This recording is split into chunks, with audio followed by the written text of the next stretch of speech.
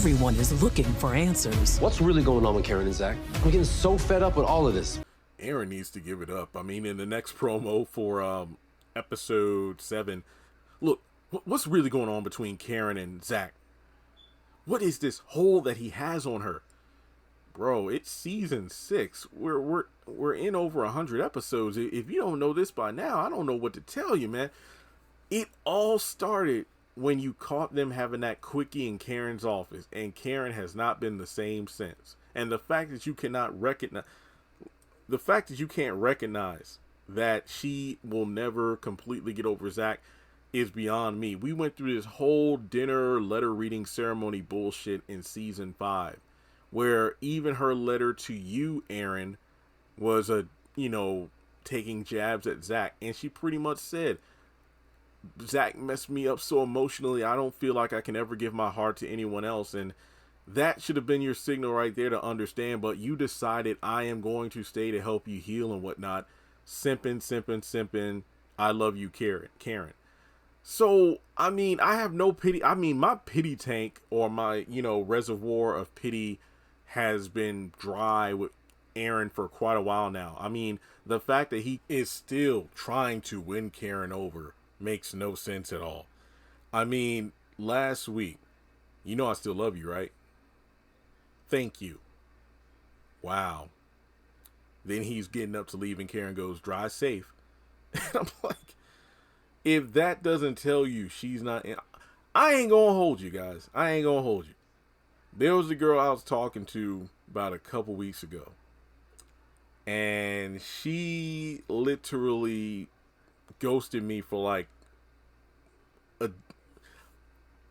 a noticeable amount of time until I finally said, hey, you know what? It's been cool reconnecting, but I've been through this enough to know that when someone tells me they've been extremely busy, that what was once a consistent matter of communication, like when we used to chat regularly and then it turned into a period of time where the gap between messages became as large as the Grand Canyon, then I know that, it is what it is. So, hey, best of luck in everything you have going forward. And she hit me with the, thanks, Jeremy. Good luck with everything you got going on, friend. And I'm like, damn, okay, we're done. No more talking with her. Same thing with Aaron. The last thing I would do is pull an Aaron and show up. Like, let's say, let's say her house burned down or something. I ain't wishing that on her, but let's just say her house burned down or something. And then the next morning, I'm there cleaning shit up. Hell no. I mean, at some point, you got to wonder, okay, Karen needs to get a restraining order, because this is making no sense. I mean, obviously, it's the whole, well, what if he's the daddy of the baby? All that aside, this goes back to, like, season 4, I think.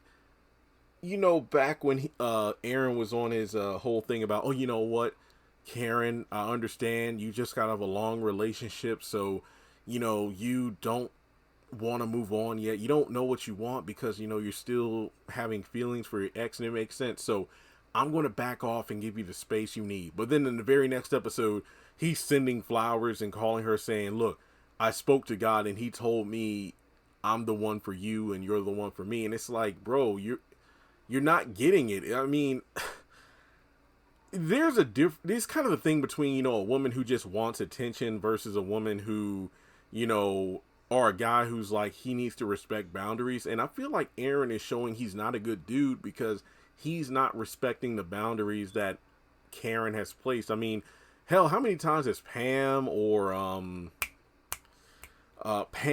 Andy even said, look, the thing about Karen is when she says she needs space, and she'll reach out to you when she's ready. But you constantly popping up and whatnot, that's not going to entice her to want to be with you. That's just going to piss her off. And Aaron just has this thing about pissing her off. I mean, him getting up the trash and whatnot, and Pam being like, well, thank him. You can use all the help you can get. While true, Aaron needs to back the hell off. She said, I got it. And you know what? I got the money or whatever.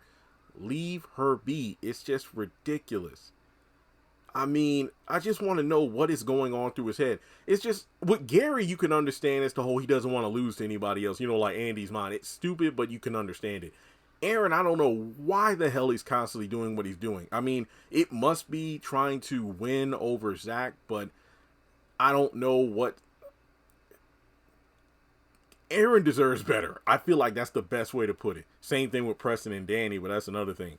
So let me know what you think. Why do you think Aaron keeps coming back, aside from Tyler constantly want to work with the actor? But it just makes no sense to me. So let me know your thoughts in the comment section below.